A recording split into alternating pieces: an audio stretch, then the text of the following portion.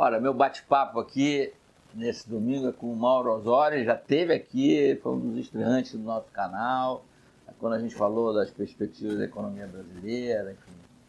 Mas o Mauro é um economista que se destaca nesse nosso mundo acadêmico, porque ele foi, de fato, um dos primeiros que se empenhou em estudar o Rio de Janeiro, o estado do Rio de Janeiro. E o estado do Rio, eu acho que é um caso peculiar, é um caso que merece realmente um estudo mais aprofundado. Porque, imagine, foi quase 200 anos, capital da colônia, foi capital do Império Português, capital do Império Brasileiro, capital da República, é uma cidade voltada para o Atlântico, para o mar, cidade que foi também pioneira na produção de açúcar do Brasil, na primeira cultura. Enfim, tem uma série de realidades. De repente, vive um processo de decadência crônica. Agora a economia brasileira está num processo de uma recuperação modesta. E o estado do Rio é aquele último, é o lanterninha, não consegue sair. Eu convidei o Mauro, vamos falar um pouquinho sobre isso. Você que está lá no Instituto Pereira Passos, estudando o município do Rio, mas tem uma visão do Estado como acadêmico, como economista. É um prazer, Mauro, te trazer aqui. É o segundo, Obrigado. meu primeiro repetente. Tá lá, É sinal de que as coisas... o canal sobreviveu, né? É um luxo. Embora a gente vai falar de um assunto que gostaria de falar até de uma coisa mais agradável, mas essa angústia que nós, fluminenses, cariocas, temos, dessa situação econômica do Rio, né? A indústria do óleo e gás está dando sinal aí que parece que vai e tal. Mas aí você olha a arrecadação de ICMS, olha a arrecadação de ISS dos principais municípios, os índices de emprego, e as coisas não caminham. Eu entrevistei o vice-presidente da DEME, ele disse, olha, o Rio vai ser igual ao São Paulo, São Paulo está sendo agora, nós vamos ser isso em 2021. Eu falei, poxa, mais um ano. Então conta aí, o que é que você está vendo? Não, realmente, quer dizer, o Brasil cresce um pouquinho, né? E, enfim. E aí o Rio achando que a economia brasileira chega ao final do ano a um ritmo de 3%. Vamos ver. Há um ritmo, né? Como a mídia hegemonicamente concorda com a visão do Paulo Guedes, tem uma torcida. Mas acho que vai crescer um pouco mais do que esse ano. E ainda bem que você, que sempre foi um batalhador por juro baixo, né? Quer dizer, está aí com juros mais baixos da história recente brasileira, desde o Plano Real. Da história brasileira, desde Pedro Álvares Cabral. E na verdade, o Rio de Janeiro ele parou de piorar, né? Basicamente é isso. Agora, se a gente pegar de 2015 para cá, né? A cidade do Rio de Janeiro perdeu mais empregos do que a cidade de São Paulo, em termos absolutos, sendo que a economia paulista é 2 vezes maior, né, que a economia carioca, e, por espanto, é ainda maior, quer dizer, o estado do Rio de Janeiro perdeu mais empregos do que o estado de São Paulo, sendo que a economia do estado de São Paulo é 3 vezes maior em termos de estoque do que a economia do estado do Rio de Janeiro. Mais diversificada, indústria, comércio. Então, o estado do Rio de Janeiro perdeu mais empregos com carteira assinada do que o estado de São Paulo. O Rio ele teve uma tempestade perfeita, né? Porque o primeiro já vem, quer dizer, antecipando aí a crise brasileira na política econômica. Você tem, a partir de 2014, o preço do barril do petróleo despenca. A Lava Jato tem uma presença muito forte, quer dizer, aqui no Rio, né? Por um lado por conta das empreiteiras e depois também por todos os problemas aí que também tiveram com o Tribunal de Contas, com ex-governadores, né? Eu acho que realmente tem que ser discutir internacionalmente a questão das Olimpíadas, porque deixa muita dívida, é muito caro, né? E também acabou as obras também das Olimpíadas em 2016, né? A receita de SS da cidade do Rio de Janeiro a partir de 2017 mergulha. Depois ela começa a retomar, mas hoje, né, ela ainda é menor do que a de 2016. Tá? Então, realmente é um quadro extremamente preocupante que a gente tem que pensar como é que pode superar isso para frente. Tem algumas coisas curiosas, por exemplo, Macaé já começa a se recuperar. Está entre os 5 municípios do estado do Rio de Janeiro que mais cresceu o emprego esse ano. Né? Até novembro, ainda não saiu o dado de dezembro do CAGED, para o Ministério da Economia. Né? E além de Macaé, ele está puxando, além do crescimento do emprego voltar a crescer em Macaé, já está puxando o Rio das Ostras. Então, Macaé é impressionante, e impressionante também a própria força do petróleo. Né? E ali eu acho que tem muito a ver também com a logística, porque na verdade no pós-sal a Petrobras escolheu Macaé e botou ali um aeroporto e um porto.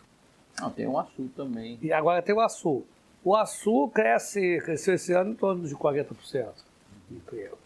Claro que é um município de 40 mil habitantes, né? Mas já puxa o emprego em Campos.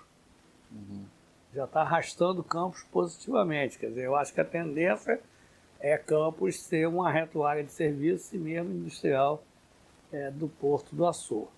E aí eu tenho olhado as cidades que têm presença importante de logística, e aí eu tenho feito muitas tabelas também comparando todos os municípios do sul e sudeste de mais de 100 mil habitantes. Dos 10 primeiros colocados, 4 são municípios que têm importância logística. Santos, Itajaí,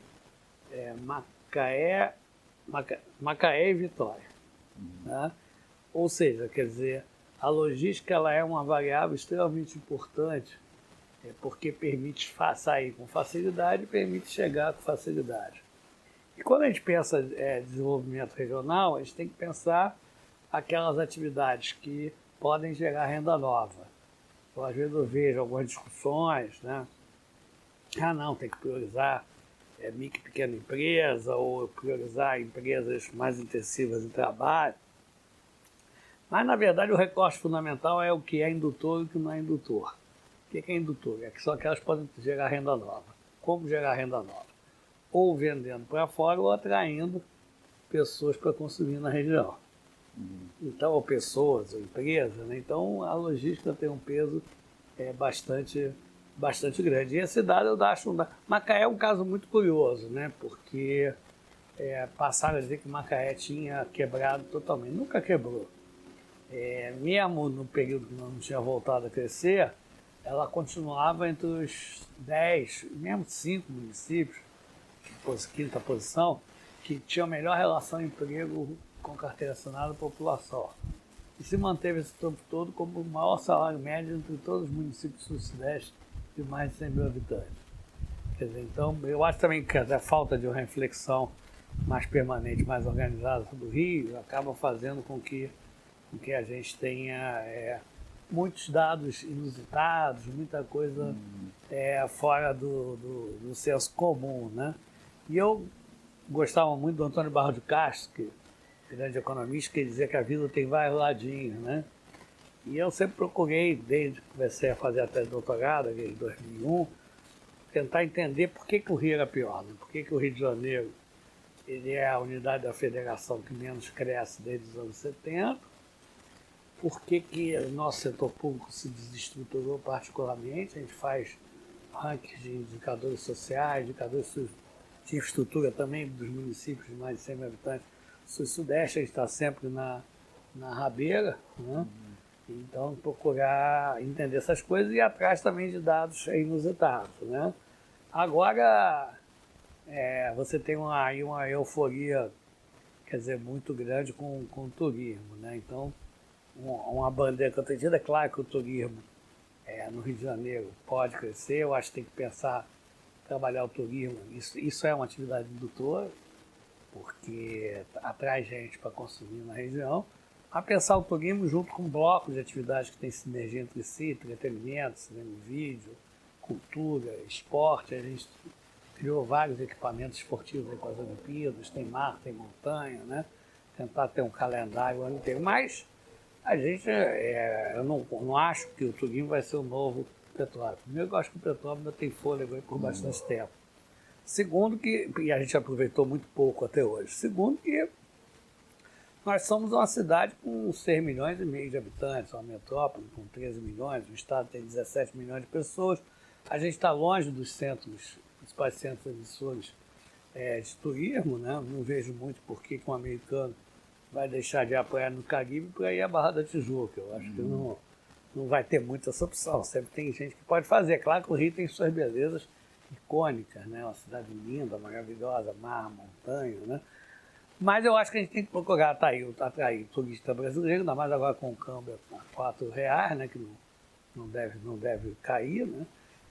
E também o turista sul-americano. Mas pensar um pouco que cidades, quer dizer, de grande porte, é complicado achar que algum dia o turismo vai ser a principal atividade econômica. E pensar dados reais de hoje. Hoje, nós temos no estado do Rio de Janeiro, a cidade do Rio de Janeiro, com menos de 20 mil empregos formais em hotéis e pousadas. Esse é o dado, né? E é um dado mais ou menos histórico, há 5, 10 anos atrás era mais ou menos assim. Também aumentou um pouco nas Olimpíadas, né? No estado do Rio de Janeiro, a gente só pode dizer que vive de turismo Búzios, Paraty, Itatiaia, Arraial do Cabo, Mangaratiba. O resto não vive do turismo. Petrópolis vive de confecções. Você conhece Petrópolis também, é melhor do que eu. Quer dizer, vive de uma classe média que trabalha no Rio, mora lá, aposentados, rentistas que ainda vêm da época do Rio Capital, né? Friburgo é uma coisa curiosa, que pode crescer muito o turismo lá. Mas hoje a moda íntima emprega 8 mil pessoas com carteira assinada, e fora os informais, e hotéis e pousadas de Friburgo são 500 empregos. Você vai para Teresópolis, também não é a principal. Cabo Frio vive muito mais de hostel do que de turismo, porque é muito informal, né? Você tem também uma sazonalidade muito forte. Quer dizer, mas eu acho que a questão toda também é você buscar mais planejamento. Por exemplo, em Cabo Frio você tem ali a Rua dos Biquínis. Quer dizer, por que você vai só vender para quem chega? Você não pode ter uma estratégia de exportação. Uma época, o Nizanganás estava propondo que ele dizia que Miami era a marca de biquíni mundial, e ele achava que fazia muito mais sentido ser Ipanema, ser Búzios, né? E eu concordo, quer dizer, com ele, mas tudo isso depende de planejamento e de estratégia, que também não tem sido, quer dizer, o nosso forte, principalmente numa máquina que se desestrutura. Talvez valha a pena, Vidor, a gente começar a discutir o Estado do Rio de Janeiro, procurando entender por que ficou tão ruim, né? Eu acho que tem a questão da transferência da capital, né?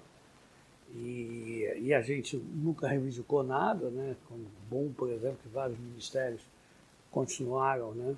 Quando a capital da Alemanha foi para Berlim, a gente aqui achava que Brasília não ia dar certo, não ia se consolidar, não pedimos nada, o Celino até deu lá um dinheirinho, mas foi por definição dele, nada foi solicitado. Então a gente perde uma coisa que é importante, embora a cidade do Rio de Janeiro, isso é uma coisa importante que eu sempre procuro frisar, não é só burocracia. Quer dizer, se a gente olhar o livro Rio de Todos os Brasis do nosso Carlos Lessa, ele mostra lá, eu acho que corretamente, que o Rio sempre foi, mal comparando, o misto de Nova York e Washington. Quer dizer, ou seja, tinha um setor financeiro muito forte, como você sabe, a parte de cultura, né? É uma coisa muito curiosa, Edu, quer dizer, se nós pegarmos, porque eu já vi economistas aí famosos que não estudam o Rio de Janeiro, mas então todo mundo acha que pode falar do Rio sem entender de Rio, né? Outro dia viraram especialistas sobre o Rio. Eu fui lá ver um economista que nunca, eu acho que escreveu uma linha sobre o Rio, estava lá falando com um especialista do Rio de Janeiro. Mas enfim, aí tem um economista que eu vi uma vez famoso, ele, dizendo, não, no Rio de Janeiro mais de metade do emprego formal é serviço público. Uma bobagem, né? Na verdade não é serviço público. Se a gente pegar e for na raiz e separar a parte de CLT, do outro lado, serviço jurídico único, o emprego público é 20%, São Paulo é 17%, certo? O resto é privado, 80% é privado. Você tem algum lugar do Estado de Janeiro que tem mais da cidade privada e a cidade. Você vai dizer, não, mas tem as estatais, que não é serviço público, mas outro dia eu estive olhando, não é um número assim tão expressivo. Pagam salários bons, mas mais 3%, 4%. Tá certo? Então, quer dizer, tem muita dificuldade, muito dado errado. Então, porque as pessoas dizem, não, o problema do Rio de Janeiro é que tem muita burocracia, porque não tem empreendedorismo, vem dessa coisa de serviço público e tal. Claro, o Rio tem uma tradição de serviço público maior, mas o peso disso é muito menor do que se imagina e o Rio nunca foi só o ar. Acho que isso é um ponto importante. Mas então, perde a capital, que é importante, né? Embora também tenha esse outro lado do Rio de Janeiro, se cria um ciclo vicioso, na linha do Mirdal, que a gente gosta muito, a gente falou até do Mirdal outra vez também, né? Além disso, a gente tem pouca reflexão regional, então tem muito equívoco de estratégia. Por exemplo, quem fala que o turismo é a principal atividade econômica do Rio nunca olhou os dados de emprego, de o que de fato tem de atividade econômica. Aí põe bar e restaurante da cidade inteira. É uma brincadeira, porque não conheço nenhum turista que vai tomar uma cachaça no Chapadão, ou no Alemão, ou em Boceto, apesar de serem lugares também maravilhosos. Tem uma novela, então. Pois é, mas enfim, não é mas mesmo assim ninguém vai. Não é na minha querida Tijuca, pode ser no Boa Vista, mas na Tijuca, que é muito grande, não. Né? Então, a segunda coisa, primeiro, perde a capital, então perde um custo importante, não reivindica com fazer compensações, não tem reflexão adequada, então tem muito equívoco de estratégia, tem muito lobby equivocado, tem muita energia perdida equivocadamente, e o outro é o marco de poder, né, que eu costumo dizer que o Douglas North, que é um prêmio Nobel de Economia, que é um marechal, que ele trabalha com a questão do marco institucional, e o Rio, quando veio o golpe de 64, o que ocorreu, hoje volta, muita gente já fala que não foi golpe, foi revolução, enfim, que não teve tortura, né? Mas o golpe de 64 e aqui foi caçada não só a esquerda, mas também a direita. Aqui foi caçado os comunistas, os trabalhistas e os lacervistas, obviamente. Né? E os militares entregam o poder ao Chagas. O Chagas tinha um jornal chamado Dia, né, que dirigia 300 exemplares. Ele vai para o MDB, cria uma hegemonia. Quando o Brizola ele ganha em 82, né? Mas a Assembleia Legislativa, o Chaguinho faz uma parcela importante. E aí essa hegemonia começa a se construir a partir da Assembleia Legislativa do Estado do Rio de Janeiro. Né? Esse conjunto de coisas, a perda da capital, falta ausência de estratégia e um marco político particularmente desestruturante clientelístico, vai desestruturando tudo e gera um ciclo vicioso muito importante. Como sair disso? Né? Eu acho que uma das coisas é você conseguir estar discutindo melhor quais são as estratégias que vão para frente. Né? Eu tenho trabalhado muito com a ideia de complexo produtivo ou sistemas produtivos. Então eu acho que o complexo petróleo e gás ainda é uma oportunidade importante para o Rio de Janeiro. Tem toda a discussão de quanto tempo o petróleo ainda vai ser uma fonte de energia importante. Né? Hoje eu estava vendo uma matéria no Valor que dizia que o carvão ainda vai chegar ao auge do consumo em 2025. A China parece que voltou a usar mais carvão. Então, aí se fala muito do carro elétrico, mas o carro elétrico qual é a fonte? Quer dizer, da energia elétrica vem da onde? Quer dizer, uma parte vem de combustível fóssil, né? O importante ainda vem o mesmo de carvão. Eu acho que ainda tem aí um bom período pela frente. Eu acho que a gente podia estar explorando melhor o complexo petróleo e gás. A gente olha os dados de 2 anos atrás, a Petrobras, 80% das compras delas são fora do estado do Rio de Janeiro. Então, os fornecedores, quer dizer, não estão aqui, só 20% estão aqui. Você sabe também que aí imposto, ICMS, quando produz, pela lei, não pode cobrar ICMS. Quando exporta, tem a lei Candiga e você tem isenção de ICMS dentro da ideia de que não se exporta imposto, está até correto, mas o fato é que não gera ICMS também quando exporta. E quando chega os equipamentos, tem um reperto, né? E aí você também vai cobrar 3% de ISS. Né? Eu acho que o reperto hoje é um exagero, porque o custo de extração de petróleo no alto mar no pré-sal está extremamente baixo, né? Acho que as petroleiras não precisariam disso. Então, eu acho que é pensar o seguinte, o que tem de oportunidade em torno aí do complexo petróleo e gás? Quer dizer, aí tem duas coisas interessantes, né? Eu fiz recentemente, participei do grupo lá, junto com a Universidade Rural, a gente participou do trabalho para repensar aquela frente marítima lá de Niterói. Né? Porque ali é um estaleiro, Niterói ela tem uma economia forte, porque tem uma classe média forte que mora lá. Ela é um centro de consumo para o leste metropolitano e mesmo para o interior fluminense, né? Principalmente agora tem uma rede nova lá também de hospitais, as pessoas também vão para lá e tal. Mas, fora isso, atividades que podem vender para fora, ou seja, acho que Niterói ainda pode avançar bastante em termos de atividades indutoras e talvez a principal oportunidade seja aquela frente marítima ali, está em frente ao pré-sal. E aí o que a gente... Tem que dragar, né? Tem que dragar, são 200 milhões. A prefeitura está bancando uma parte. A prefeitura acho que vai bancar tudo, se precisar. E a gente fez uma conta que só o ISS adicional, que pode ser gerado em 5 anos, já pagaria isso. Tá? E, de fato, é uma oportunidade muito grande. Por quê? Porque você ainda tem espaço para estaleiro de pequeno e médio porte, construção de rebocador, supply boats, tudo isso para atender ao pré-sal. Tem montagem, exatamente, que é um Lego, né? Você tem também reparo, né?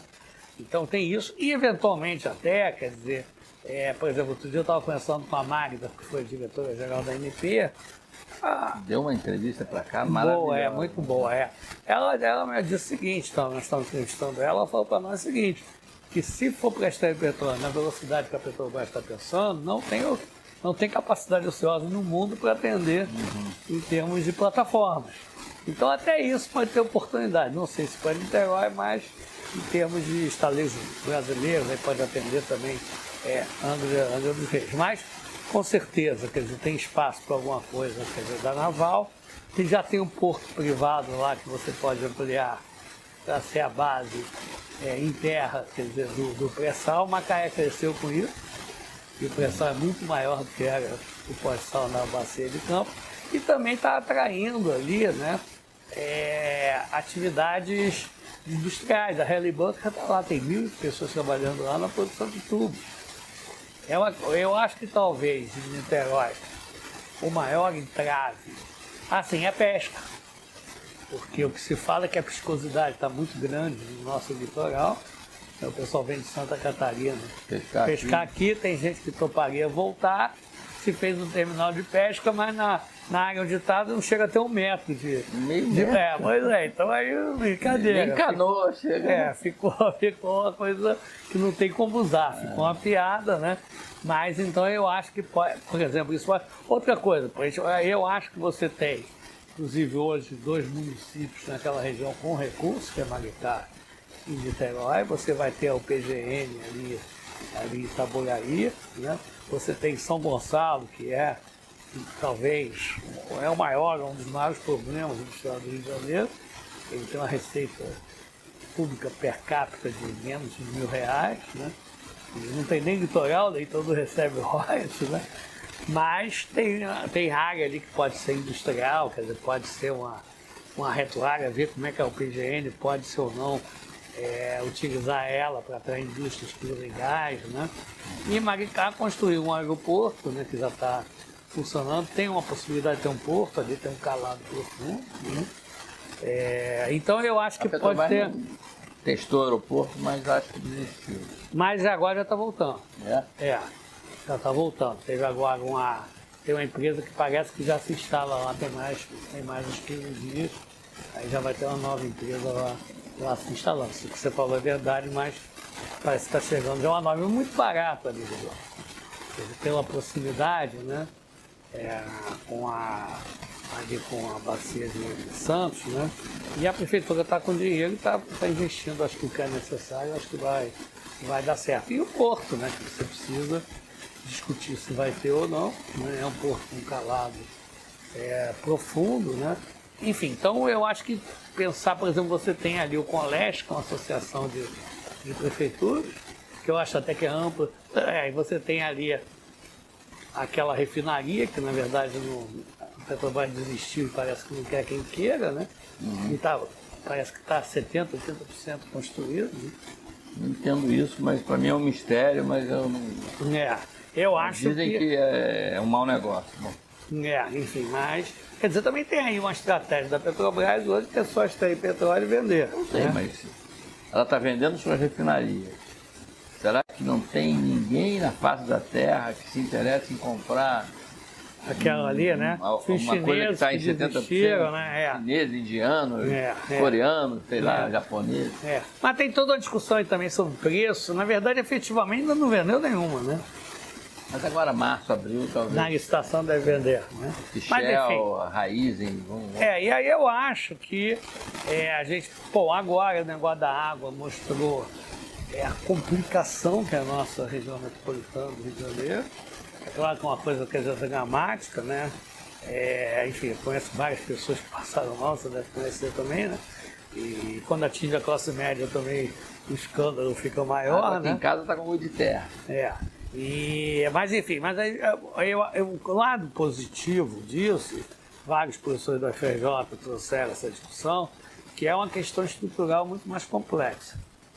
Ou seja, você tem uma região metropolitana extremamente precária, com um sistema de saneamento de água extremamente complicado, então o que chega de esgoto ali, quer dizer, perto de onde já tem a estação de tratamento é uma barbaridade. Você tem toda a discussão também do Rio Paraíba, mas o principal problema do estado do Rio de Janeiro se chama região metropolitana. A gente tem, com toda certeza, a região metropolitana mais precária entre todas do Sul e Sudeste. Quando a gente faz esses rankings, educação, saúde, saneamento, presença de indústrias, nós somos a pior do Sul e Sudeste. E aí tem outra particularidade da região metropolitana do Rio, né? Nós dois sempre fomos a favor da fusão e, na verdade, não ter tido a fusão em 1960 ajudou a ampliar o problema da periferia metropolitana. Ou seja, devia ter sido feita a fusão quando houve a transferência da capital, quase saiu. A maioria dos formadores de opinião era a favor e não saiu porque a coisa que o político é mais conservador é regra eleitoral. Tanto os políticos do antigo Estado do Rio quanto da cidade do Rio de Janeiro ficaram com medo de ir no colégio eleitoral novo e não sabiam se eles iam se eleger ou não e foram contra fundamentalmente por conta disso. Mas o fato de ter duas unidades federativas, o que aconteceu? Ouvidor, entre 40 e 80, a população da Baixada Fluminense aumentou 12 vezes, entre 1940 e 1980. Quer dizer, o Brasil ele se urbaniza numa velocidade extraordinária a partir dos anos 30, né? Entre 1930 e 1980 a economia brasileira dobrava de tamanho, a cada 10 anos se urbanizou numa velocidade extremamente rápida, mas muita gente, a principal migração era para Rio e São Paulo. Em São Paulo, o pessoal migrava para trabalhar em São Paulo, na cidade de São Paulo, onde no início ainda estava a indústria, ia morar na periferia, mas era a única unidade federativa. Então o governo estadual pegava o imposto adicional, né, que na época era o imposto sobre vendas e consignações, que depois foi substituído pelo ICMS, e investia também na periferia metropolitana. João Paulo de Magalhães tem um trabalho que ele fez, que ele mostrava que nos anos 50 o governo estadual fez investimentos em infraestrutura importantes para viabilizar o ABC paulista. Aqui não. Aqui o povo pobre vinha de Minas, principalmente das partes mais pobres, vinha do Nordeste, inicialmente fica nas favelas cariocas, começa a ter mais dificuldade, eles começam a ir para a Baixada Fluminense, que era uma região rural, era uma região principalmente de laranja. Laranja, a gente tem que explicar que é produção, tem outro tipo de laranja, né? Mas, e sem investimento nenhum. Quer dizer, o cara vinha para trabalhar na cidade do Rio, Gerava riqueza na cidade do Rio, gerava imposto na cidade do Rio, mas o imposto municipal e estadual, que antes aqui era Distrito Federal e depois era na cidade-estado, ficava inteiro na cidade do Rio, depois na Guanabara até 1975. Então o cara vinha trabalhar aqui, gerava riqueza aqui, ia morar na Baixada, gerava despesa lá.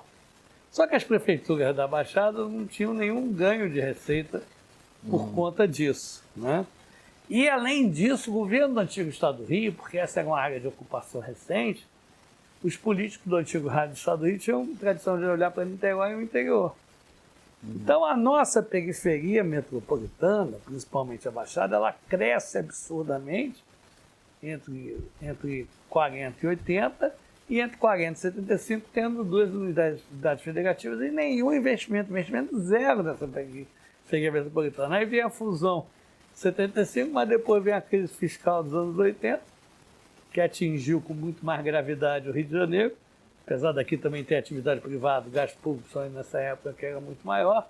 Então, seja pela degradação, quer dizer, do Rio, seja pela degradação política, principalmente a partir das cassações, o que vai, quer dizer, se a lógica política é ruim, na periferia metropolitana é pior ainda. Quer dizer, nós temos um problema gravíssimo de milícias hoje na cidade do estado do Rio de Janeiro, né?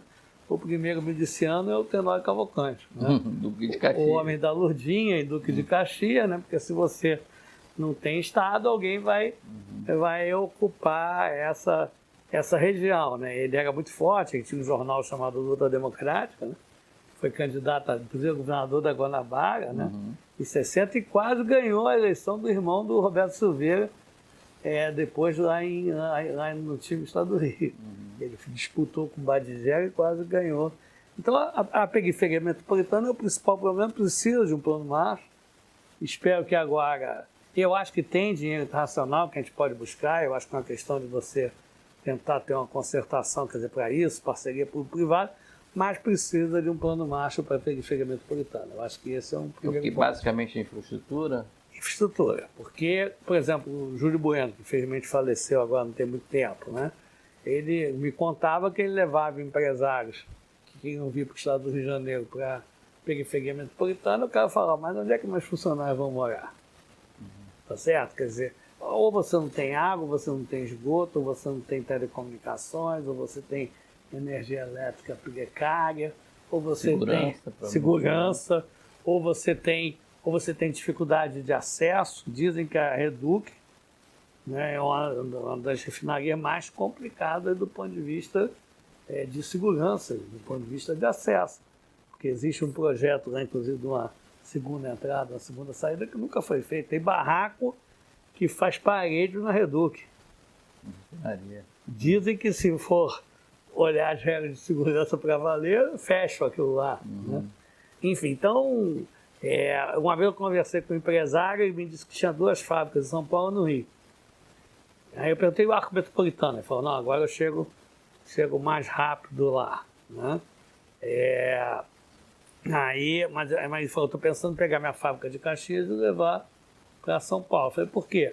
Porque falta energia elétrica com alguma frequência, eu perco o que eu estou produzindo, cai o sinal de internet, eu não consigo emitir nem nota fiscal eletrônica, então, realmente, eu acho que precisa ter, eu acho que é um problema, quer dizer, brasileiro, porque a imagem internacional do Rio passa pela cidade do Rio de Janeiro, a gente nunca teve... Vidor, o estado do Rio de Janeiro, ele é o 11º estado em termos de receita pública per capita. Na verdade, o primeiro é o Distrito Federal. Né? A Clarissa Garotinho agora está com a proposta de se discutir, porque até hoje o Distrito Federal recebe, parece, 15 bilhões ano, ainda pelo fato de a capital ter ido para lá. E realmente não faz muito sentido mais isso. Né? O Distrito Federal é o primeiro, o Rio é o 11º, ela está propondo com um projeto de lei, uma PEC, na verdade, em que se divida isso entre o Estado do Rio de Janeiro e o Distrito Federal, e progressivamente daqui a 2 anos se extinguiria isso. Mas o fato é que as pessoas acham que o Rio tem muito privilégio, é uma região rica, né? As pessoas olham a Zona Sul, as novelas da Globo, e acham que o Rio de Janeiro É isso, mas se a gente olhar a receita pública per capita, por exemplo, já contando os royalties, nós estamos na 11ª posição. E a gente, nós mesmos, cariocas e fluminenses, já estamos esquecendo que em abril vai ter uma nova, vai ter a votação do Supremo, parece que dessa vez não adia mais, e que se o Rio de Janeiro, se valer a regra de distribuir os royalties pelo país inteiro, o Rio do Rio de Janeiro quebra de vez. Já não paga dívida.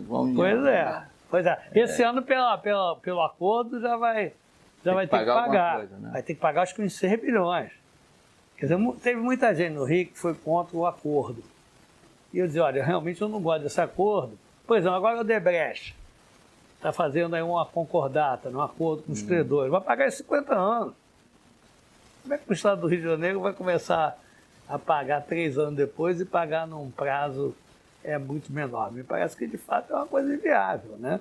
Mas eu acho que a cabeça de quem estava em Brasília na época do Michel Temer é um pouco isso. Quer dizer, o Rio de Janeiro tem incentivo fiscal, então corta, está tudo resolvido.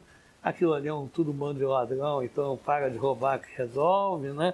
Mas não é assim. Então, mas aí tinha gente que era contra o acordo. Falou, não, vamos seguir a nossa filosofia do Delfim Neto. O acordo é para ser assinado, não é para ser cumprido, como era do FMI, que eu acho que ele assinou os 40, né? E vamos enrolar. Porque também o pessoal não tinha força política quase nenhuma, né?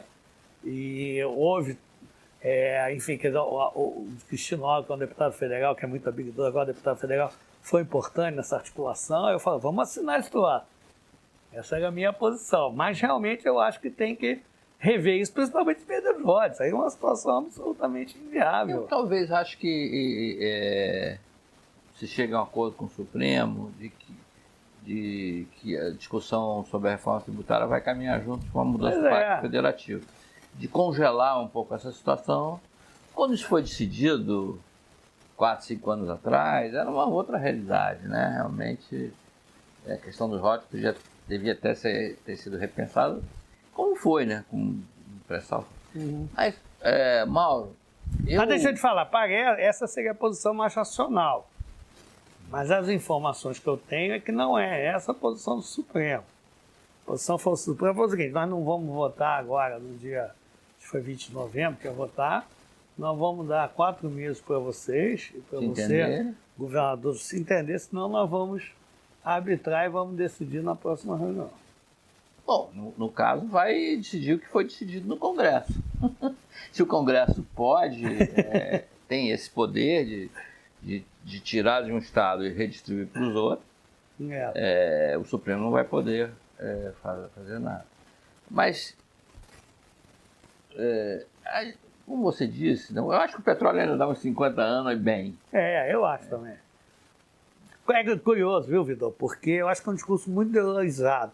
Os mais nacionalistas vão dizer que é 100, os economistas mais liberais dizem que é 20. Não. Mas quando a gente vai conversar, e eu gosto muito de trabalhar estudo sobre o Rio de Janeiro, conversando com empresários, sindicatos trabalhadores, quando a gente vai ver as grandes empresas todas, a visão delas é que é por aí, 50 anos. Eu não vejo nada muito diferente, não. Eu acho que o discurso na imprensa fica muito ideologizado.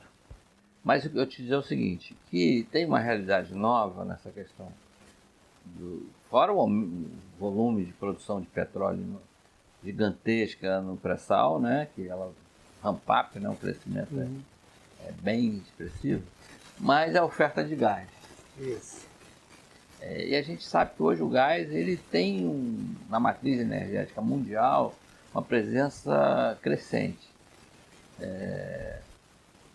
Pela possibilidade de você liquefazer o gás e transportar isso. Era uma commodity regional, hoje é uma commodity internacional. Então isso deu muito assim, alavancou muito a indústria que usa o gás como insumo, matéria-prima.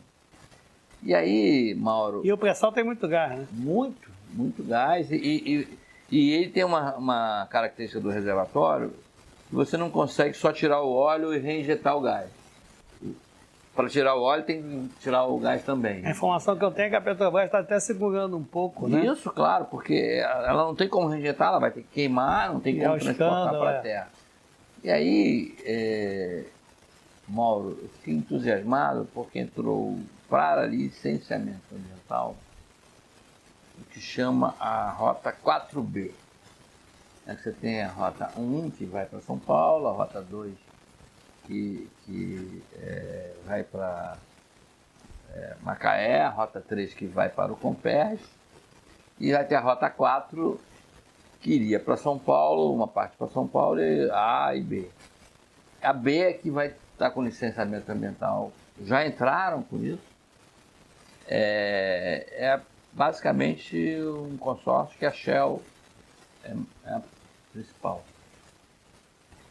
E entrando ali pela Ilha da Madeira, em Itaguaí, né? Onde tem o Porto de Itaguaí. Para quê? Para ou fazer uma termoelétrica naquela região, ou usar aquilo como insumo. A Margaret me chamou a atenção, porque o país do agronegócio não tem indústria de fertilizante. Mas não tem indústria de fertilizante porque amônia e ureia você faz basicamente com gás. A gente tinha um gás importado da Bolívia, então... e aí disseram, vamos fazer um gasoduto até Uberlândia, que está no meio ali do agronegócio. Talvez seja melhor você fazer junto do porto mesmo. E transporta isso por trem. O trem passa ali na porta de Itaguaí. Pode até estimular a cabotagem também. Estimular a cabotagem, é uma porção de coisa. Então eu fiquei muito animado, assim, puxa, será que agora... Tentar ter um foco em indústria de fertilizantes. Isso, indústria de fertilizantes. E talvez até no Comperj você possa usar um pouco. É verdade. Eu ia sugerir não usar o nome Comperj, porque eu acho que aquilo ali é uma coisa que foi... Acho que Comperj é o nome. Foi quem sem nunca ter sido, né? Eu tenho tanta raiva daquilo que mas foi a ilusão que venderam. Então fica Comperj, mas não a sigla, né? Companhia... ali no leste metropolitano, Itaboraí, né? Pode ser. E também aí tem que ver qual o tamanho disso, né? E o que cabe, o que não cabe. Eu estou muito disposto a estar... eu tenho trabalhado muito também com o grupo ali da Rede CIS, da UFRJ, que é um grupo liderado pelo Cassiolato, que é um cara excelente, a Helena Nalasco, foi diretora já do BNDES. Eles pensam muito em inovação em território. Foi quem trouxe para o Brasil o conceito de arranjos produtivos locais. E eles discutem muito inovação em território, e a gente está começando a fazer alguns trabalhos conjuntos, e eu acho que uma das coisas que a gente vai procurar discutir é o gás, né? E como é que isso pode beneficiar o estado do Rio de Janeiro. E a região metropolitana. Porque tem aqui Itaboraí, você está dizendo agora vai ter Itaguaí. Né? Não é muito longe, né? Não, de jeito nenhum. E com o arco metropolitano... que você precisa melhorar a segurança dele, né? Mas também aí é um dinheirinho... Que resolve, né? E aí, eu acho que também é ver o que pode atrair em termos de indústria, né? Que o gás também gera um produto muito mais limpo, muito mais refinado, mais bem acabado. Quer dizer, na parte de cerâmica, na parte de vidro, na parte... Até café parece que o gosto fica melhor. Claro. Usando o gás como fonte de matéria-prima, uma fonte de matéria-prima mais constante, né? Então eu acho que é uma discussão, aproveitando que já surgiu ali o Conlesc, que é uma associação de prefeituras a partir do suposto Comperj, né? E aproveitando, tem 2 prefeituras hoje com recursos, tá certo? E que podem vir a usar uma parte desses recursos, eu acho, desde que você gere uma boa governança, também para ter participação em empresas de base tecnológica, né?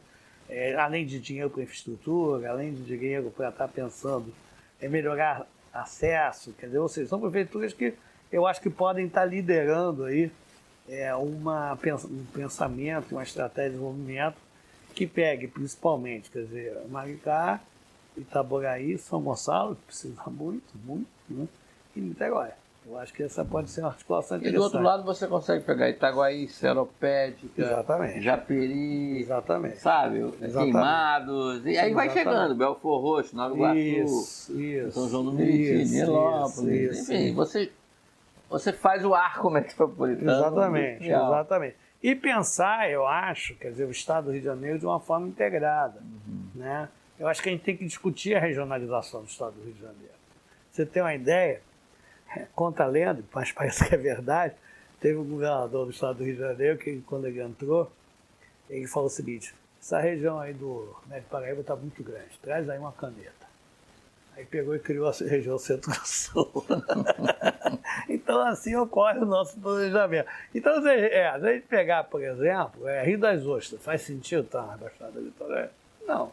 Rio das Ostras hoje é a relação inteira com Macaé. Né?